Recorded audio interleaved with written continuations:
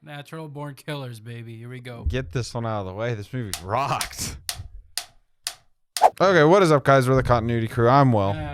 That's Win, and today we've got another film Film report. And we said we were going to do this one like a couple weeks ago, but we're doing Natural Born Killers, starring Woody Harrelson. I gotta get the IMDb pulled up. But Natural Born Killers is a film for sure. Wynn loved it.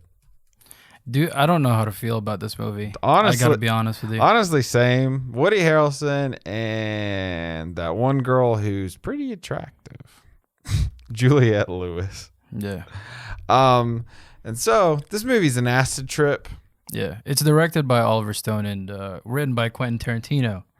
And you can, what else has Oliver Stone done? Because I mean, everybody. He kind of looks like Vin Diesel in that picture. Woody Harrelson. Look at that. Yeah, he does. Well, when I was younger, I thought it was. It tripped me up, man. Oh, he directed Platoon. Platoon. Mm-hmm. I don't know what that is. I believe that's Matthew Broderick and Willem Dafoe is in that. But yeah. So film report is like book report, but it's on film. And like I said, we're doing Natural Born Killers. And what I don't know, synopsis. It's about this couple who go on a basic like rampage, like psycho rampage. What is it? What are they called? Serial rampage? Killers, yes. Yeah. They go on a rampage and they're basically like in the likes of what are those two killers? Jeffrey Dahmer and I don't remember Dahmer. Jeffrey Dahmer kind of killed. Well, yeah, he killed a lot of people, but he like ate people. They didn't really eat people. Well, yeah. But they're a Bonnie and Clyde situation more than anything, and this they just kind of it goes from them on their killing spree, how they get caught, and then their time in jail. And spoiler alert, their time getting out. Well, not their time getting out, but just them getting out of jail. The process of that, which is like a whole thing. Yeah, it's a literal like 30-minute scene. It's like one of the best parts. Though. It's pretty all right. I love this movie. It's so good. Okay, but as we do, we'll answer some questions. Favorite. Wait, we did a synopsis. It's favorite character. No. Super specific genre. Super specific genre. I want to say like a dark comedy. Acid trip, thriller, dark comedy. Crime. Yeah. Acid trip, dark comedy, crime thriller. If what do you call that? If just coming out of film school was a genre in its own, this would be it.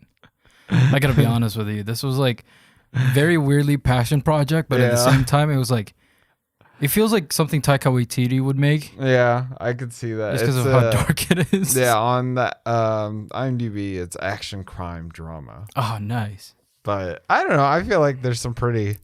It's funny because it's literally like a trip on acid. Yeah. Like, there's parts of the movie where they just distort the people's faces for like almost no reason. I'm sure they have their reasons, but like. This is just if Quentin Tarantino did it like LSD and wrote a screenplay while doing it. Like acid trip should be an actual genre. Yeah. Yeah. Because like they should have like a thing where it's like this is what it looks like when you're doing acid. Oh God, it was.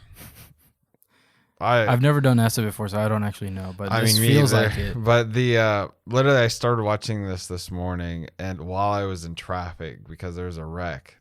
I sat still for an hour. I didn't move for an hour. So I got an hour into this movie, like at 8 a.m. And I was like, is this real? Yeah. Is this happening?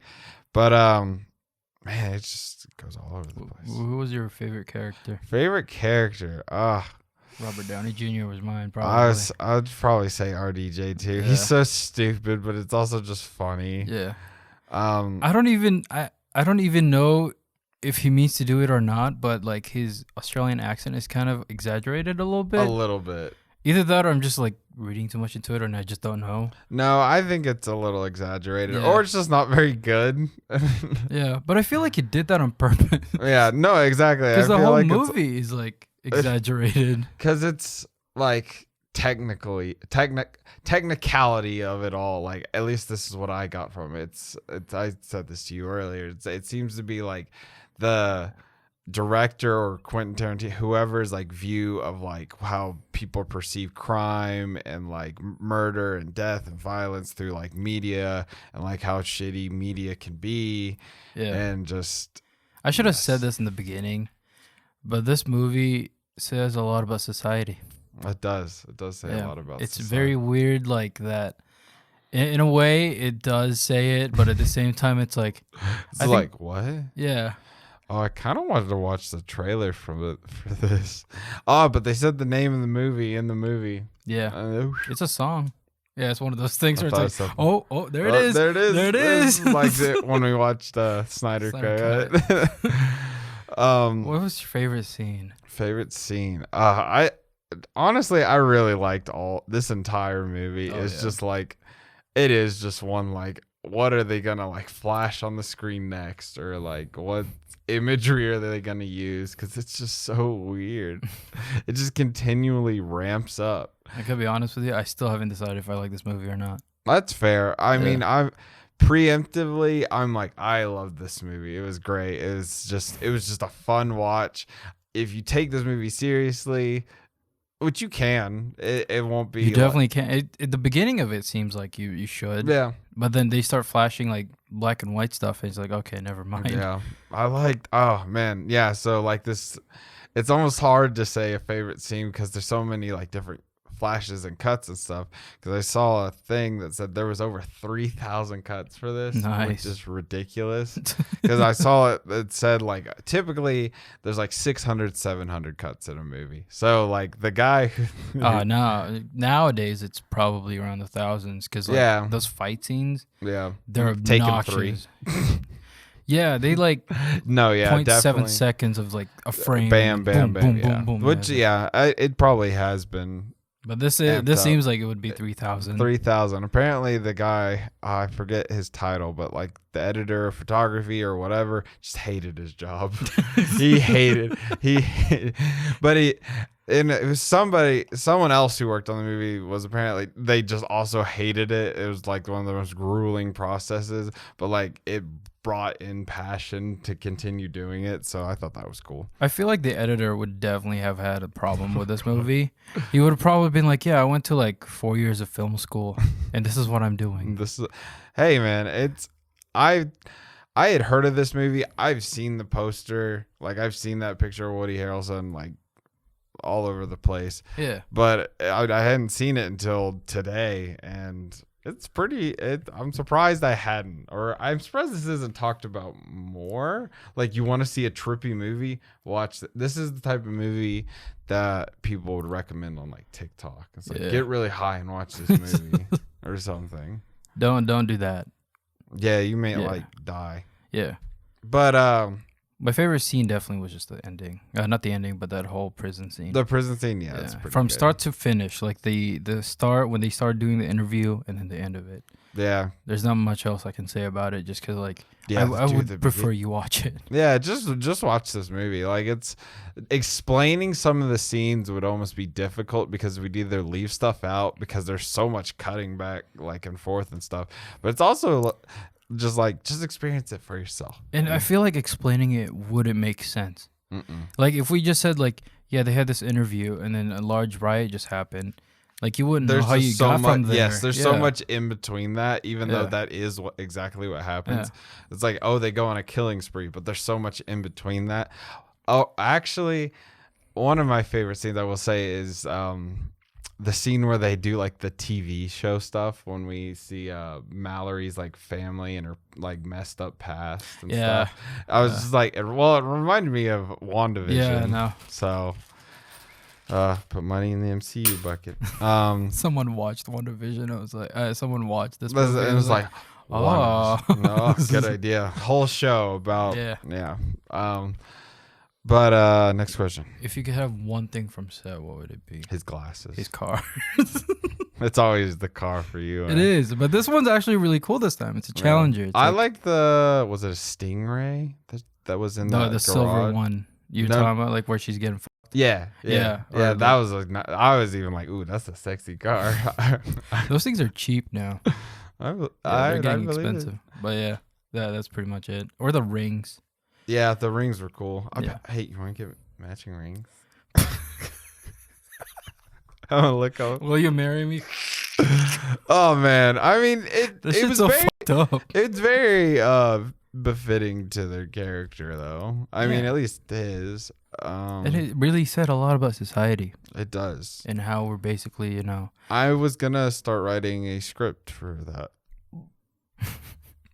Of some sorts. When I'm gonna buy this ring real quick. Okay. If you could change one thing to make it better.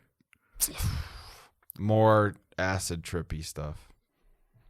Dude, I don't even know where to begin. It's so... Oh, I don't know, man. The obscurity almost makes it difficult to make any sort of judgment towards this movie. I know. Like, yeah, I'm sure like a film buff would be like, oh, this movie's like this and that. And it's like, they should really not done this. And it's like, well, at the same time, it's like, it really kind of... Well, okay, yeah, me. you say that like a film buff, this, that, and another, but what do you think this has on IMDb? Probably like, I want to say around the 6s to 8. It's got a 7.4, so that's a really good get. 7.3, excuse me. But like, I mean, that's not bad at all. That's not, no. That's like pretty dang good, and Metacritic score 74. Man, I'm just glad this movie it was liked better than I Care a Lot. Yeah, that's true. Because I Care a Lot had like a 6.2 or something like that. That was way too nice. Wait, just a little. Just a little. What was your likes and dislikes? Like I said, I love the just weirdness of it. It just felt all over the place, and like it's I feel like I probably say that a lot in these, of just like, oh, it was all over the place. It was here, there, and all that. But this movie did it good. And normally I'm like, oh, that was bad. But this was like, it just kind of, it felt correct towards the tone of the movie, of what they were trying to achieve and go through everything. Yeah. I think the only thing I would say that I didn't like about this movie is the fact that like a lot of it isn't really chronological order. Kind of. Yeah, and it gets really like confusing, and maybe that's how they meant to do it. But I feel like at the same time, the editor was just sick and tired, and he was just like, I'm just going to put this here because she mentioned it in the previous scene, so I'm just going to put this part right here. But I think that's about it. And another thing, something that I really liked is, usually I hate Dutch angles. Dutch angles are the most annoying thing for me because it feels like someone just got out of film school and they saw Citizen Kane or one of the older movies. For the people that don't know, tell them what a Dutch angle is, because like me, I've heard it, but I don't know what it is. A Dutch angle is when a frame is kind of sideways. So like you'll see it in like more dramatic scenes sometimes, and you know, like it'll make your head turn like this way sometimes, or like there was a lot of like free camera too, which I also liked. But like the style for Dutch angles is like, it's supposed to show obscurity in a scene, but throughout this movie it's everywhere. But at the same time, it's what they're exactly conveying. And like when someone like from a film who just came out of film school and just like just learned about Dutch angles and the different type of angles that you can have in any movie, they're like, I'm gonna use Dutch angles because it's smart. Dutch angles, this, yeah, basically, yeah. I like that it fit this movie very well. He's actually buying the rings. That's a cool ring. It is a cool ring. I agree. Why is it WillowGaryBay.com? Another thing I really liked is like when you just think that like the obscurity just calmed down, it just picks it shows something else. Yeah, because like there was a scene where they were in a motel and they were just about to have sex. Oh yeah, this movie, incredibly horny. Very horny. But like there's a scene in like where they're in a motel room and they were literally about to get down and just start having sex. You later on you find out that there's a girl in the corner tied up. Yeah, and then and she's half naked and shit. When you think like they're not gonna like kill someone or something, like they just kill them. Yeah. Like Woody Harrelson's character, I was like, oh, maybe they'll let this person live. Yeah. Nope. No. Everyone just gets glacked in this movie. Which is also like, I didn't even know Quentin Tarantino wrote for other movies. Well, he did. I think he wrote for this movie. Have you seen Dusk Till Dawn? I think so. It's him. It's Quentin acting. Oh no, he did write for it. So he actually acted in Dusk Till Dawn. Oh yeah, I remember that. And there's vampires. I don't know if it's pretty nuts. That movie's crazy. That's actually one of the movies I like George Clooney in. Because otherwise, yeah. Would you remake this movie? Yes. Yeah. I feel, it kind of reminds in some parts of like Inherent Vice and a little. It's pretty bad. What, Inherent Vice? Yeah. Oh. I trying to remember who directed it. Paul Thomas Anderson. Yeah. That's probably one of his worst movies. I'd actually agree with that. Yeah. I liked it, but I would agree that's one of his. Yeah, he's had some decent ones. But yeah, I definitely would remake this movie with Taika Waititi on the helm. Yeah, he's I just could like see you could just Taika see him doing something like this. Yeah, this is ridiculous. It won't let me use PayPal. He's buying it on eBay. But yeah, what would you give this in rating? Well, out of 10, I'm gonna give it an 8. 8, yeah. Yeah. I enjoyed this enough that I would definitely give this an 8. Mm-hmm. And that's then painful to watch though sometimes. Yeah, I'd agree. So I was in the right headspace. I got enough sleep last night to where it wasn't like a headache to watch this.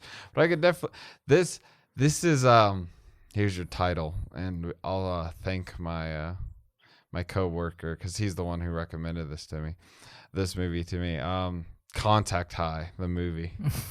It's literally, it feels like you are secondhand high. Yeah, like it's exactly what it is. And except it's about 2 serial killers. So it's literally Bonnie and Clyde if they were just serial killers and not just like they rob banks, right? If I can remember. They just rob places. It's not necessarily banks. They just kind of just go wherever and they just live their lives, man. I mean, it's basically like that, but just way more extreme. Yeah. Even though like they probably did some really shitty things. Oh yeah, they're shit people. Like, but yeah. That was our film report. That was a film report. Wynn's still comprehending the movie as we speak. I really am. So go watch it. Yeah, I mean, I gave it an 8, but even that, I'm still comprehending. Yeah, I mean, honestly, same. It's. I don't know if I'd even want to watch it again. I just need to think about it. Yeah, I definitely want to I definitely want to watch this movie not sober. Yes. Not like on drugs. I also love to make something like this. Like, just. It is pretty simple. Trippy as hell. It is pretty simple to do. I mean, their cameras probably were. Oh yeah. I mean, that was 1994. 1994, yeah. Yeah. It was pretty simple, so. But I mean, kind of into it, but kind of not. But at the same time, it's like, I don't know. But yeah, this was a film report on natural born killers. Just out of nowhere. Yep. Thank y'all for watching. Well, film reports are kind of like our random movies. Yeah, pretty much. But anyways, we've been the Continuity Crew. I'm Will. Thank y'all for watching. Make sure you like, comment, subscribe. Check out down below for our socials and all that good stuff. Yeah. I'll Venmo you $1 to shout us out. No. Before Will gets in trouble. It's a lot of dollars. Hey, just saying. I'll do $1 social media. That's an Insta. But anyways, thank y'all for watching. Be ready next week for whatever film report we're gonna do. I don't know. Yeah, we haven't planned it. Yeah, but it's gonna be something. So watch our weeklies, see those. Make sure you subscribe so you can keep up with all that stuff. Thank y'all for watching. We love movies. We love y'all, and we'll see y'all in the next one.